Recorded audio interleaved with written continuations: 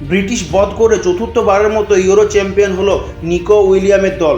ম্যাচের প্রথমার্ধে দুটো দলকে অনেক সাবধানে ফুটবল খেলতে দেখা যায়, সেই কারণে প্রথমার্ধে কোনো গোল হয়নি। তবে দ্বিতীয়ার্ধে একের পর এক অ্যাটাক করতে থাকে উভয় দল। শেষমেশ ইউরো কাপ 2024-এ খেতাব জয় করলো স্পেন, 2-1 গোলে পরাস্ত করলো ইউরো কাপের ডার্ক হর্স ইংল্যান্ডকে।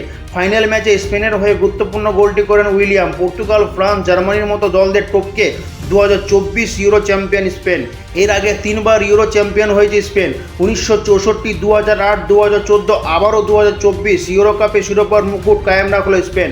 ফাইনালে দ্বিতীয়ার্ধের শুরুতে 47 মিনিটের মাথায় নিকো উইলিয়ামের দুর্ধর্ষ গোলে এগিয়ে যায় স্পেন। এরপর স্পেন ঘন ঘন আক্রমণ করতে থাকে। শেষমেশ ইউরো কাপের ডার্ক হর্স ইংল্যান্ডকে 2-1 গোলে পরাস্ত করে চতুর্থবারের মতো নজির গড়ল স্পেন। ইউরো কাপের শুরু থেকেই হট ফেভারিট ধরে নেওয়া হচ্ছিল স্পেনকে।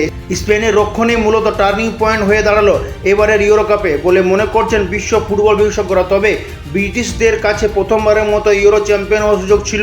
খারাপ রক্ষণ ও স্পেনের নবীন খেলোয়াড়দের আক্রমণে ঝাঁঝকে বাধা দিতে না পারাই মূলত ব্রিটিশ বধের কারণ বলে মনে করছেন ফুটবল বিশেষজ্ঞরা। ব্যুরো রিপোর্ট, খবর বাংলা।